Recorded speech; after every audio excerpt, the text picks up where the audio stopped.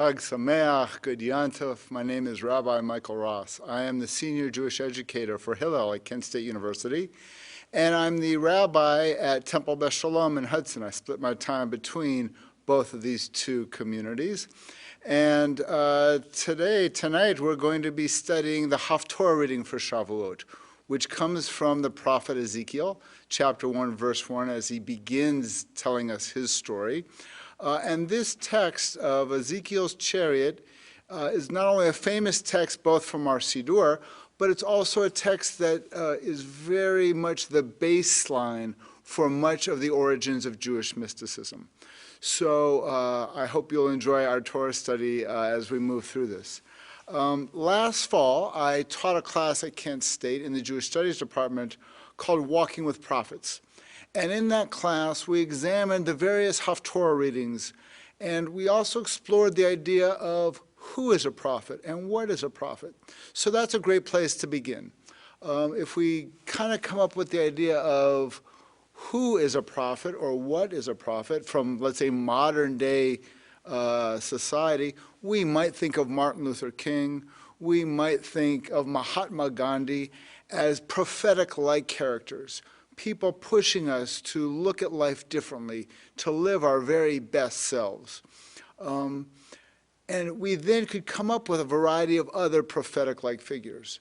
In the Hebrew Bible, the prophets are obvious, Moses being the primary prophet, and then after Moses dies, then we get a succession of prophets, from Joshua to the other folks who kind of move us through the prophetic literature. The role of the prophet seems to change once Moses hands over the authority, though, that the prophets, according to Maimonides, are never as intimate with God as Moses is. So one of the ideas that I want to have us thinking about is that Moses' relationship to prophecy, and therefore to God, is quite intimate, and that the other prophets are coming at this much more from a bit of distance. The other thing we want to talk about is the function of the prophet. The prophet, in our contemporary mind, might be some kind of fortune teller, some kind of seer who can understand the future. And my gosh, we could use a fortune teller right now. But I think for the Hebrew Bible, the role of the prophet is a little bit different. The Hebrew term navi, the word for prophet, seems to be some kind of visionary who can access God's understanding, God's mind, God's will, and kind of bring some of those insights to the human folks who aren't intersecting with God's communication. So the other piece of this is that our prophetic literature often is trying to wake us up to new ideas and new understandings that the prophets are trying to have us look at. So part of this, I think, is their wake-up calls. They're trying to have us look at reality a little bit differently.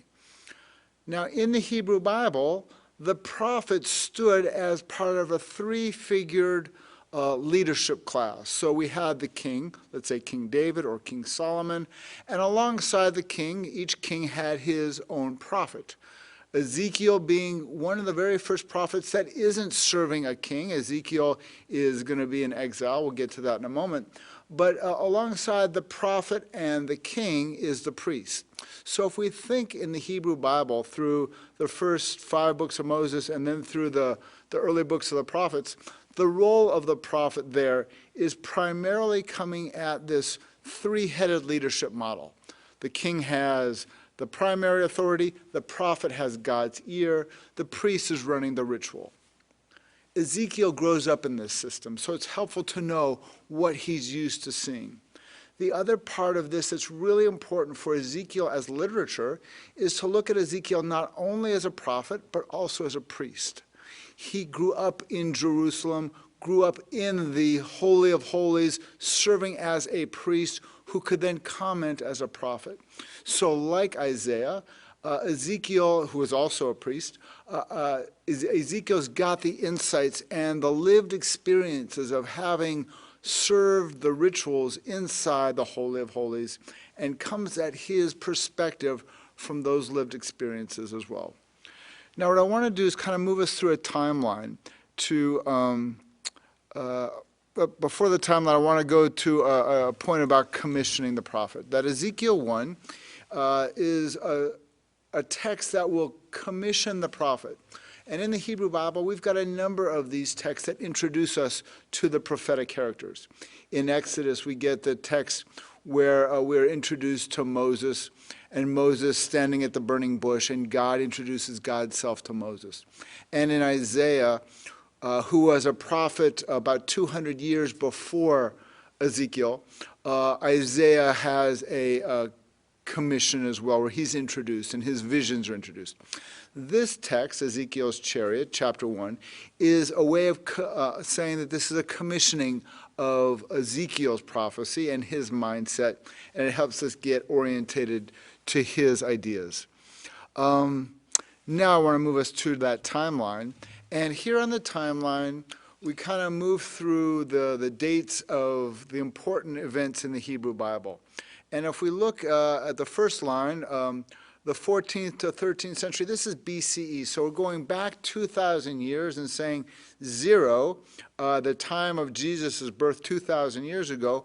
We're now going to go back 13 centuries before that, 14 centuries before that 0 marker. So this would be the time of Moses. Moses and the Pharaoh and the Exodus from Egypt. We can guesstimate that that might have happened sometime in the 13th or 14th centuries. And there, if you move to the next line, you see is the United Kingdom, the United Kingdom of Israel, where David, around the year 1000 BCE, so 3,000 years ago, David unites the southern tribes with the northern tribes and sets his home base. His capital will be Jerusalem, similar to how Washington, D.C. gets situated as a capital here. David does the same thing, uniting the north and the south through that middle ground. But David doesn't get to build the temple. Solomon will. Solomon, David's son, will build the first temple.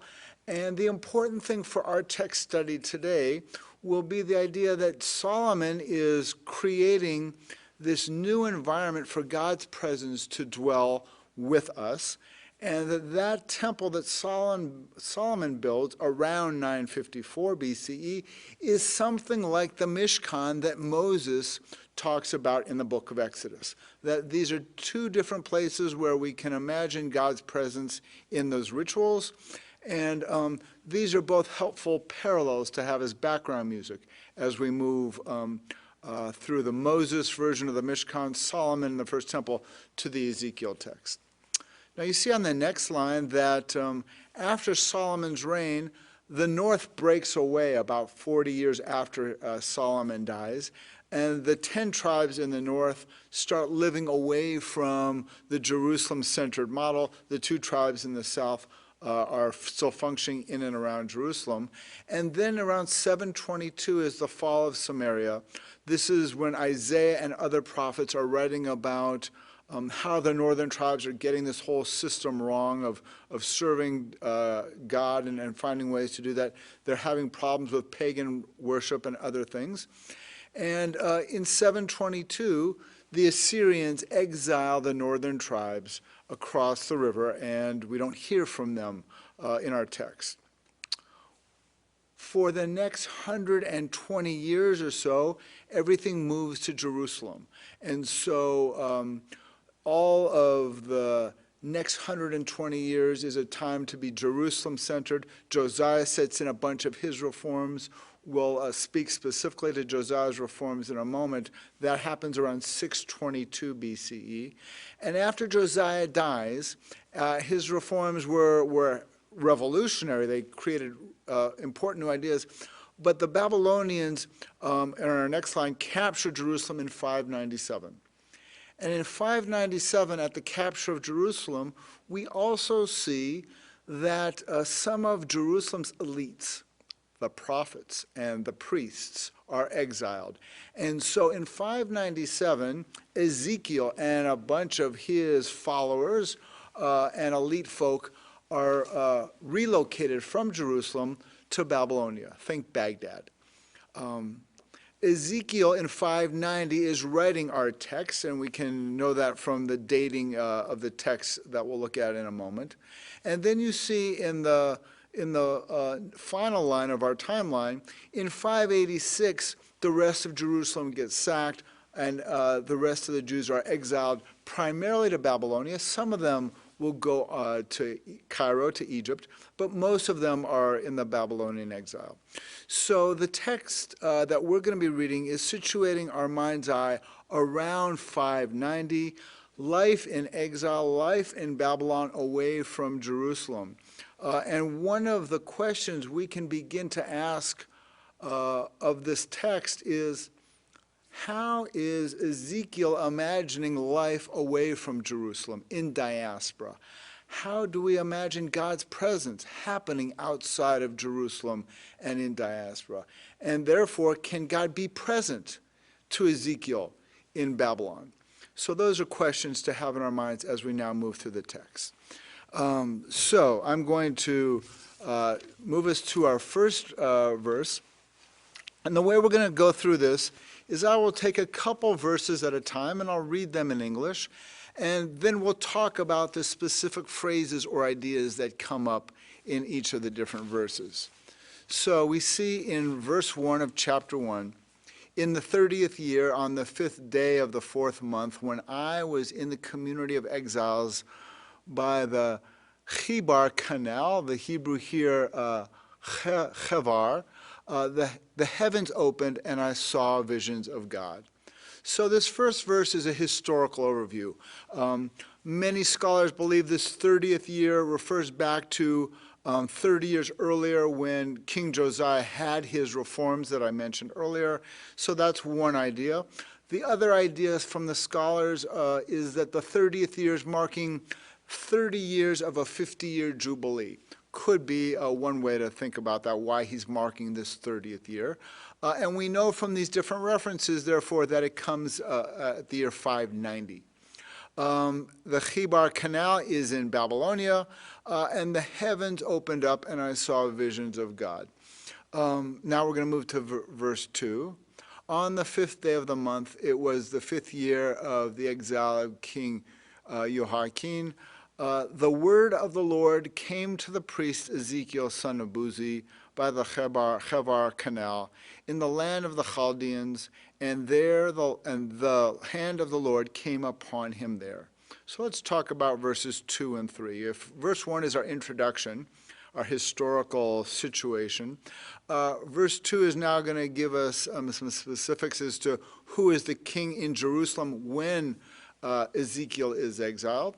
And he's still serving there in his final days before he leaves. And then verse 3, we get the word of the Lord came to the priest Ezekiel.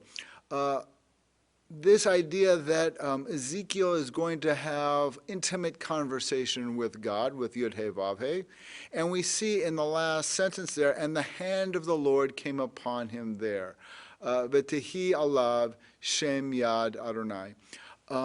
This phrase, hand of the Lord, is a prophetic text. This is a prophetic phrase saying, hey, this isn't just Ezekiel talking to us, or was it Isaiah just talking to us? This is coming through them as speakers for God's word.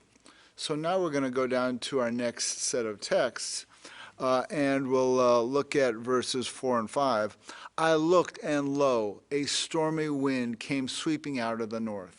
A huge cloud and flashing fire surrounded by a radiance, and in the center of it, in the center of the fire, a gleam as of amber. Okay, that's a lot. We got to kind of unpack what's happening in verse 4. So verse 3 is saying that this is Ezekiel talking to us from Babylonia. We have to figure out, is he still in Babylonia once we get to verse 4, or is he remembering what life was like back in Jerusalem? Because this idea of sweeping out of the north is a reference to Baal, the storm god. And the storm god is also used as a metaphor of uses the metaphor of a huge cloud and flashing fire. But then we get this important phrase, surrounded by a radiance. This phrase, radiance, and at the end of the verse, the Hebrew phrase chashmal, amber, is going to be an important part of Ezekiel's new language that he's using to speak to us. Because he's saying there's something about this experience that is unique. This term in Hebrew, chashmal, it might be amber, it might be polished bronze. Modern Hebrew speakers know this term as the term for electricity. And if we go back into modern Hebrew, we can say they took that term, electricity, from this verse. So we're trying to figure out what does chashmal mean for Ezekiel, and it's something radiant, something glowing. We go to verse 5 now. In the center were also the figures of 4 creatures. This was their appearance. They had the figures of humans. And we're going to go, oh, what's going on here? If we imagine what Ezekiel sees when he is in Jerusalem's Holy of Holies, we know above the Ark of the Covenant, we have 2 kruvim, and they have their wings outstretched, like the fingers on my hand are stretched out, reaching out towards each other. And we know that both in the Exodus text and in the Isaiah text, God situates God's presence in this space between the 2 kruvim, the 2 cherubim.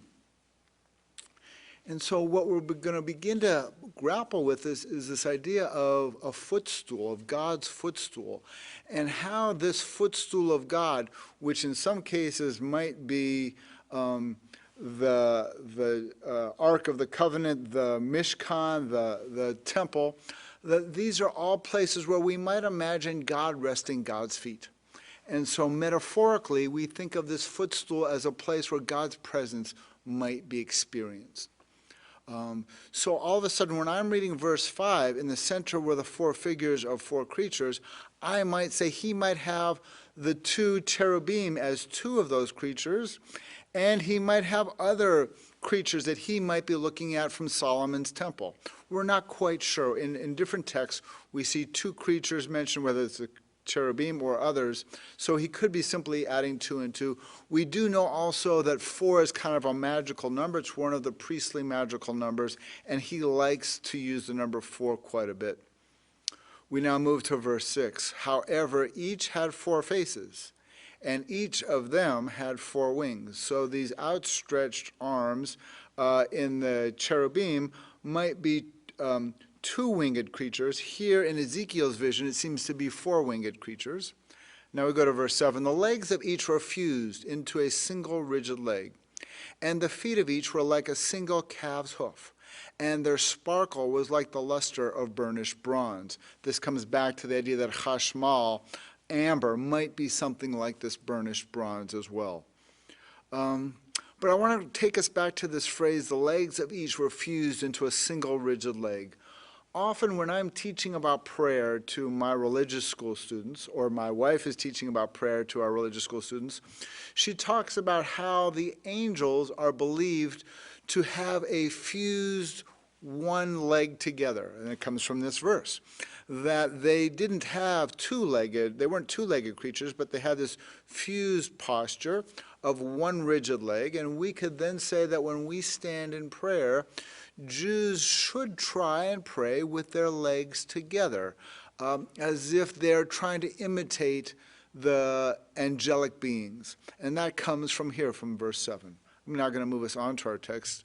And in verse 8, these winged creatures, had human hands below their wings. The 4 of them had their faces and their wings on their 4 sides. Each one's wings touched those of the other. They did not turn when they moved. Each could move in the direction of any of its faces. So now we've got this look at this 4-headed beast that seems to have these outstretched wings. And verse 9 is now going to talk about this new section about mobility, how this 4-headed creature can move about. And so for the next couple verses, we'll read a few of them together, we'll get a sense of how this Merkava, this chariot, this kisei, God's throne, might have mobility. Verse 10, each of them had a human face, the front. Each of the four had the face of a lion on the right. Each of the four had the face of an ox on the left. And each of the four had the face of an eagle on the back. Verse 11, such were their faces. As for their wings, they were separated. Above, each had two, touching those of the others, while the other two covered its body. And each could move in the direction of any of its faces. They went wherever the Spirit impelled them to go, without turning when they moved. Such was the appearance of the creatures. With them was something that looked like burning coals of fire. This fire, suggestive of torches, kept moving about among the creatures. The fire had a radiance, and lightning issued from the fire. So we get back to this image of electricity or radiance moving about these amazing creatures. Verse 14, dashing to and fro among the creatures was something that looked like flares. So Ezekiel has set us up. He's given this crazy, mystical dream experience of what these look like. And we might say he's getting these metaphors from either his experience in Jerusalem, or maybe he's having a dream of being back in Jerusalem while he's in Babylon. We're not quite sure. Now he's giving us, in the last few verses, the sense that this Merkava, this chariot, can move, and that it moves in this very complicated manner, but watching it is not a normal movement of a normal machine, a wheel or a chariot. Now in this next section, we're going to get some really helpful details about the vision. Verse 15. As I gazed on the creatures, I saw one wheel on the ground next to each of the four-faced creatures. As for the appearance and structure of the wheels, they gleamed like beryl. All four had the same form. The appearance and structure of each as of two wheels cutting through each other. Such were their faces. As for their wings, they were separated. Above, each had two, touching those of the others, while the other two covered its body. I'm going to now move us on to verse 17. And when they moved, each could move in the direction of any of its four quarters. They did not veer when they moved. Their rims were tall and frightening, for the rims of all four were covered all over with eyes. And when the creatures moved forward, the wheels moved at their sides. And when the creatures were borne above the earth, the wheels were borne too. Verse 20, whenever the Spirit impelled them to go, they went, wherever the Spirit impelled them. And the wheels were borne alongside them, for the spirit of the creatures was in the wheels. When those moved, these moved. And when those stood still, these stood still. And when those were borne above the earth, the wheels were borne alongside them, for the spirit of the creature was in the wheels. Now in 22, above the heads of the creatures was a form, an expanse, with an awe-inspiring gleam as of crystal was spread out above their heads. So this term above the heads of the creatures was a form.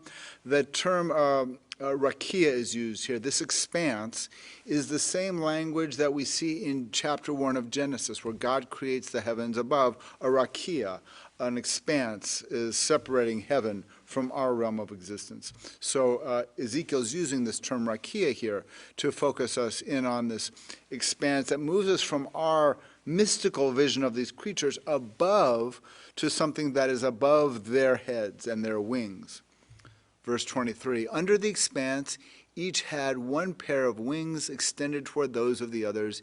Each had another pair covering its body. When they moved, I could hear the sound of their wings like the sound of mighty waters, like the sound of Shaddai, a tumult like the din of an army. When they stood still, they would let their wings droop. From above the expanse over their heads came a sound. When they stood still, they would let their wings droop. 26. Above the expanse over their heads was the semblance of a throne, in appearance like sapphire, and on top, upon the semblance of a throne, there was the semblance of a human form. We get in verse 26 this idea of a sapphire pavement that this throne is sitting on, and that's borrowing from Exodus, where Moses is talking about the sapphire pavement as well. we go on to verse 27. From what appeared as his loins, I saw a gleam as of amber, what looked like a fire encased in a frame. And from what appeared as his loins down, I saw what looked like fire. There was a radiance all about him. And then the final verse of chapter 1, like the appearance of the bow which shines in the clouds on a day of rain, such was the appearance of the surrounding radiance. That was the appearance of the semblance of the presence of the Lord. When I beheld it, I flung myself down on my face, and I heard the voice of someone speaking. So this bow in the beginning of chapter verse 28 is a reference also to the rainbow that Noah gets established when God gives God's covenant to Noah. God puts the bow there. So it seems like Ezekiel can see not only God's throne, not only God's semblance of a figure on that throne, but also the rainbow that seems to be existing somewhere in this expanse. This is the introduction to the vision. And then chapter 2, which is the experience of God speaking to Ezekiel, is skipped over in our Haftorah, and we get the concluding verse. So just as a quick reference on what happens in chapter 2, this is my insert. It's not part of our Haftorah reading. And God said to me, O mortal, stand up on your feet that I might speak to you.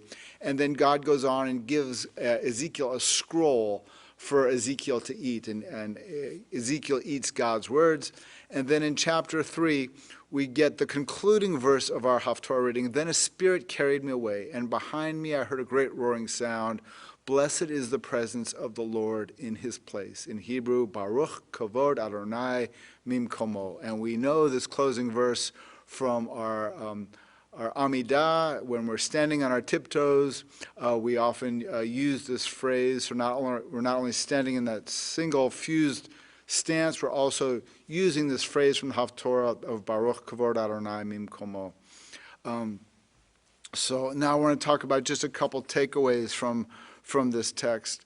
I mentioned in the beginning that there's this idea of God's footstool, that this, what seems to be another footstool that Ezekiel is imagining, or God's presence as God is visiting Ezekiel in Babylon, might be the idea that God's presence can be experienced outside of Jerusalem, and that God's presence can still be witnessed and appreciated and experienced even in diaspora when we're away from Jerusalem. That's at one level. The other level is the idea that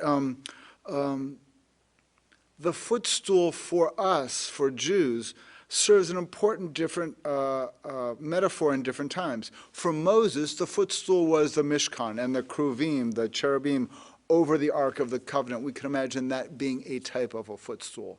And then we could imagine that Solomon's temple was a type of a footstool as well, where God's presence came to be felt.